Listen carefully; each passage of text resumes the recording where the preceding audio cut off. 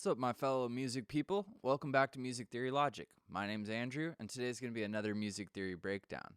If you noticed last week, we did a pretty prolific track, and I wanted to sort of keep that going.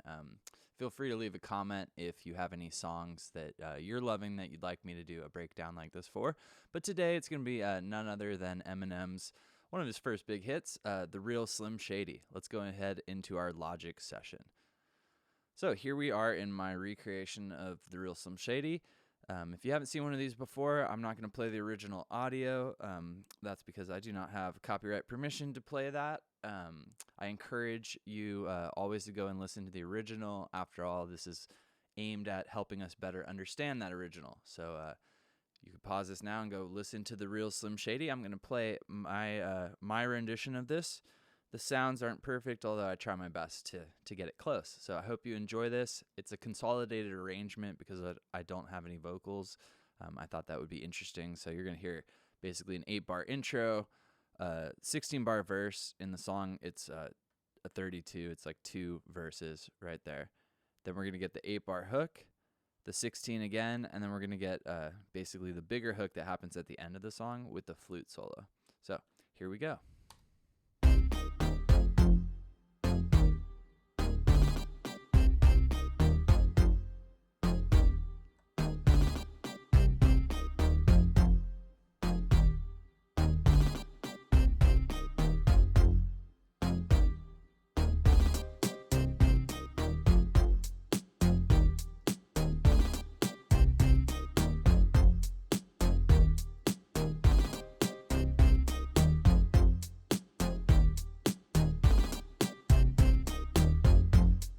Little drum change up here.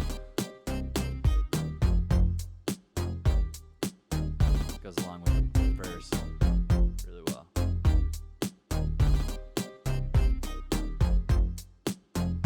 All right, here comes our hook. The Real Slim Shady, please stand up.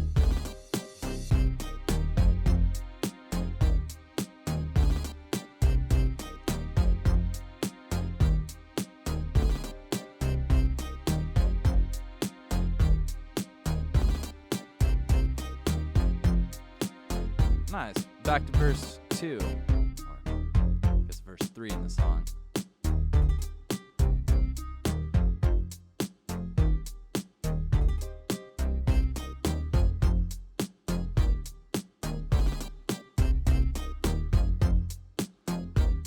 Let's look at the drums.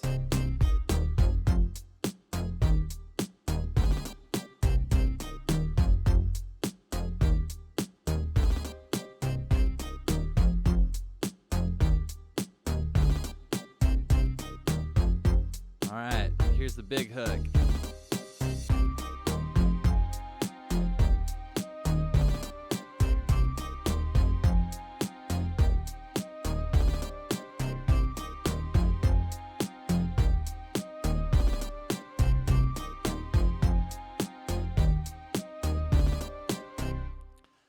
Cool. So hopefully you enjoyed that. I'm pretty sure I got all the notes and attacks super close.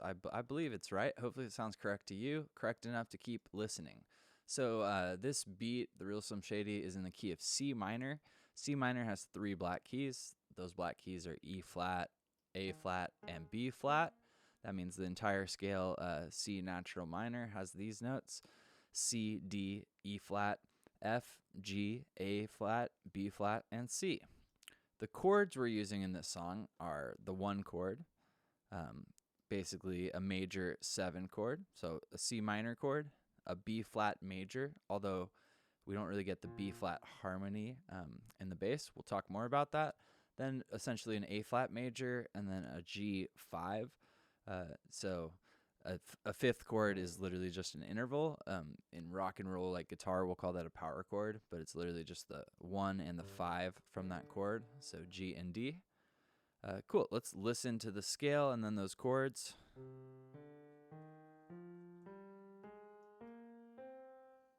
All right, here come our chords.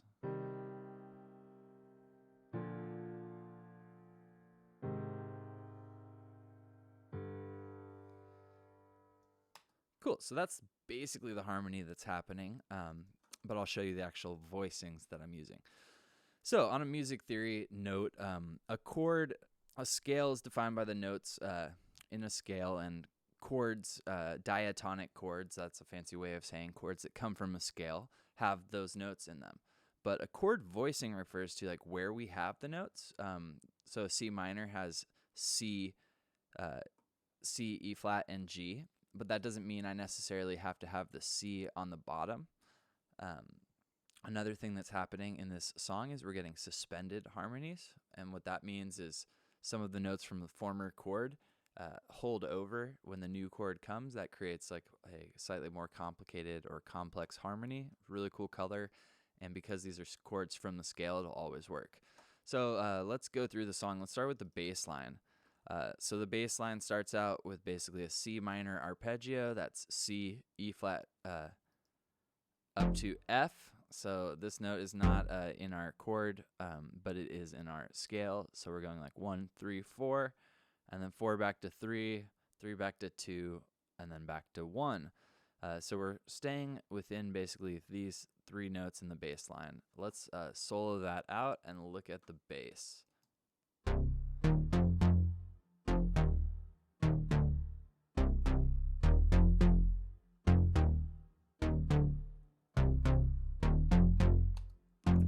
Cool.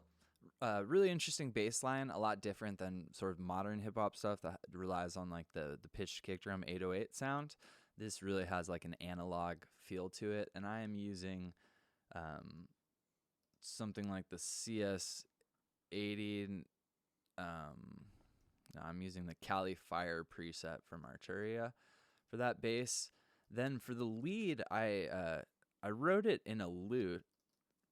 And the notes are basically doing this, and then I'll talk about the sounds I have going. The first 2 notes are the same as the bass line. It goes C, E flat, only this is a literal arpeggio. We go up to G, then A flat, that's the 6th note from the scale, and then all the way up to the octave, C, up an octave. Then we go back down, A flat to G. We go back to A flat, and then we get the really cool trill sound. A trill is a fancy way of saying going back and forth between 2 notes rapidly, really common in classical music. It gives this kind of a classical feel to it. That's going between the 5 and the 6 from the scale. Then finally we go back. We hit 5, 1 when we repeat. Let's hear that on its own. And this is the lute, so this is a slightly different sound. This is one of the 2 sounds that I'm using, and I will explain how I built the other one in a second. If I can stop getting all these emails. Here we go.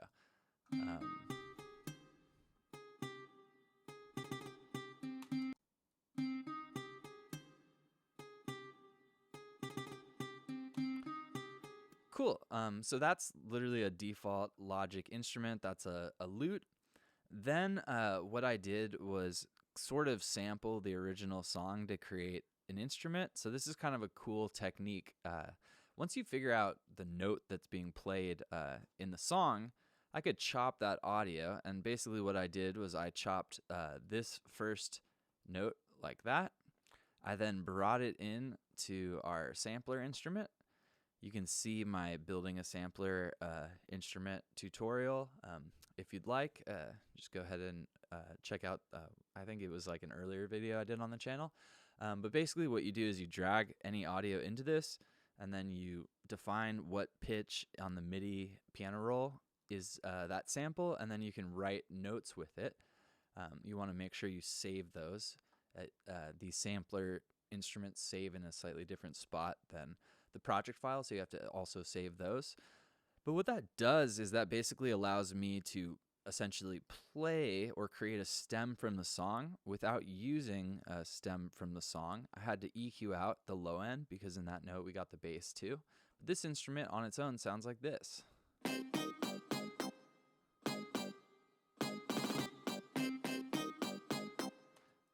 Which is really cool. Let's see if we can get that. There's just a little like leftover note, which is why I have to make that top attack a little bit shorter. because the way the EXS-24 is repitching everything is basically transposing it up or down, and so the sample is actually shorter to pitch it up. So together we get this sound, which I was pretty happy with. Together with the bass, that sounds like this.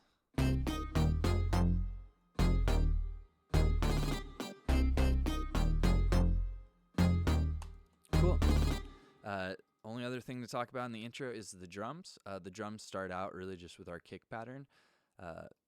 We're doing like a syncopated kick, so the kick on the 1 on the 6th, 8th note, also known as like a dotted quarter, then an 8th note, then a kick on the 3rd one, 1, 2, 3, the 3rd quarter note, and then that second time we get like a half note on the 1st quarter note, the 3rd quarter note, and then finally the last 8th note. And this 2-measure pattern repeats basically the whole time, and it's the same kick pattern when the song starts, aside from some of the little variation. Cool. All together, let's watch the drums. That sounds like this.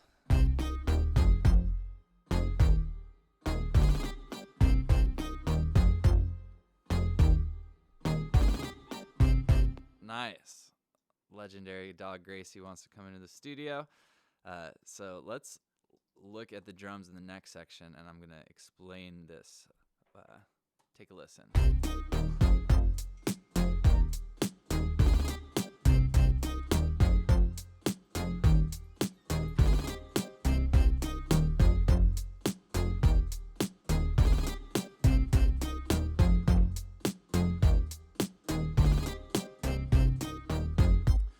Nice. Got the dog in the studio. Cool. So this next section of drums, nothing really else is happening. We get this one piano stab.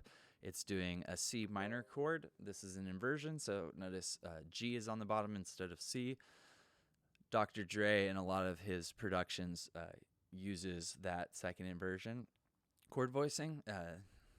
In Forget About Dre, the other music theory breakdown, you'll see that we use that voicing for the chord. Cool. So then this is where the basically rapping starts, when Eminem comes in, and right before he comes in, we get this hi-hat fill. It's happening on some 8th notes.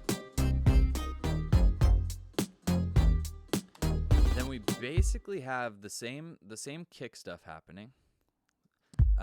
We don't get a snare on the first beat, which is kind of cool. We get it on beat 4, and then it starts our standard backbeat. So on 2 and 4, should have mentioned I'm at 104 beats per minute, 104.5 beats per minute. If you're in Logic, you need to use the custom header in order to do a decimal. That took me a lot of random research when I was first using this program to figure out. Cool. So here's our verse. At the end of every 4, we get that piano chord. It's the same rhythm that the cymbals do, so the last 8th notes. That works really well. Anytime you have one rhythm that works, you want to add another layer. Even if it's doing chords, you could use that layer if you'd like. Cool. There's that one variation that happens. I have it like the 12th measure of the verse, and basically the kick goes to the 2nd 8th note. There's this like snare, kick, and this just happens in that first like half note, and then it goes back to the same drums that were there. That's pretty cool because Eminem matches that sort of attack with his vocals. So perhaps they recorded the whole song to the typical looping section, and then because he was doing that rhythm with his voice, perhaps Dr. Dre chopped that up and created that accent. Cool. Going into the hook, it's basically the same section building this whole song. We get a reverse crash coming in. Then we get our violin sound. The violins are really low in the mix. They are basically doing the chords I told you about, although only a few notes from them. So we're doing the C minor chord. Then the only note that's changing is the top note G to F. That we find in our B flat major chord.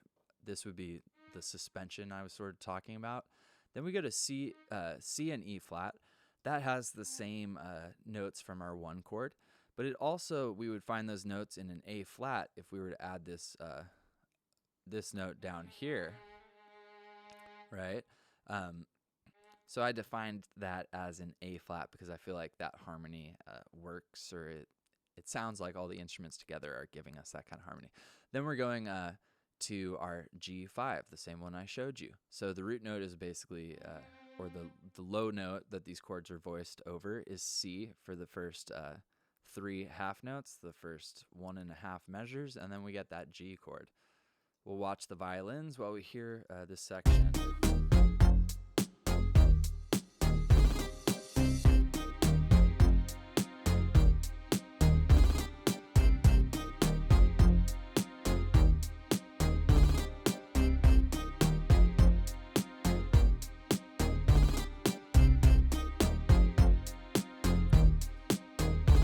Cool. So again, so far we haven't seen a single pitch that is outside of our scale from C minor. So that really shows how far you can really take a scale and make it sound cool. On a side note, this instrumental is definitely really cool. I've always liked the sound of this, but it's only a small piece of what makes this such a hit. And the fact that Eminem, one of the greatest lyricists really ever, is on it definitely goes a long way. So our final hook, we basically get the same section, but we get what's kind of a solo. This is something that to me really sets like Dr. Dre, especially in this era, apart from a lot of his peers, in that like the instrumentals, yes, it's hip hop, yes, it's rap music, but it's also like full songs. The production is very much like there's bridges, there's final solos, there's a lot more than just verse hook, which nothing wrong with that. But it is harder to do. So I'm using an Indian Bansuri flute. I think I'm saying that right. That is a default Logic Pro instrument. You'll find it in World Woodwinds. And the notes that we have happening here are going from D, the second note from our scale, D, C, and then A flat, G. The G holds for a half note. Then we continue with quarter notes, E flat, D, C.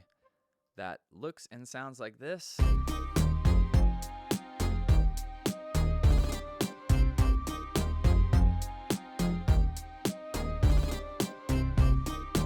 Cool. So the besides getting the notes right, which is obviously a big part of writing any melody, getting the attack of something like that. I also talked about this in our Jack Harlow, Tyler Harrow video, I think, using the pitch bend. So whatever DAW you're in, you're going to want to find the MIDI pitch bend automation.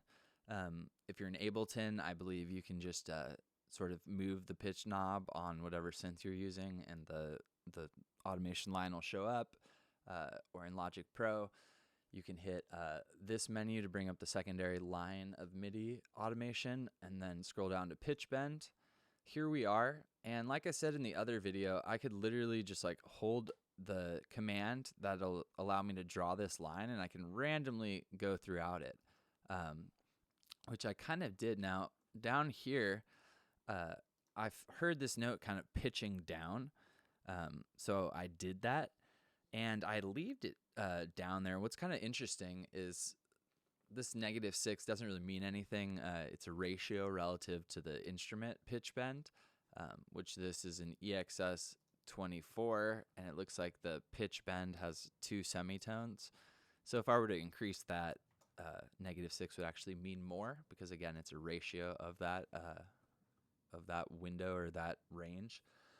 And so basically adding the pitch bend adds a lot of human element to it. Humans are not perfect. When we're playing instruments, even if we're phenomenal players, if we look at the pitch, it's not perfect in the sense that when the computer's doing MIDI, like before I added the pitch bend, those notes are literally perfect. So adding some pitch bend will really go a long way to making that feel real.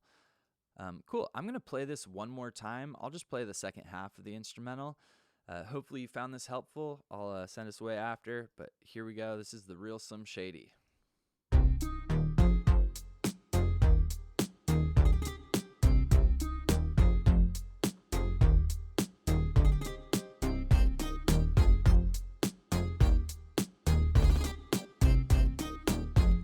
that drum switch up.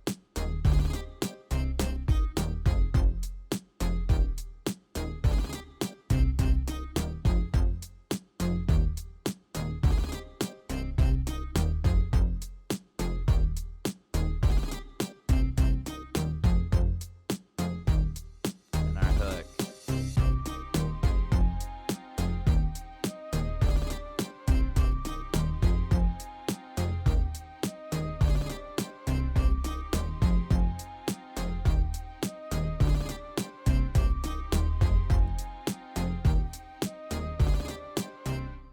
There we go.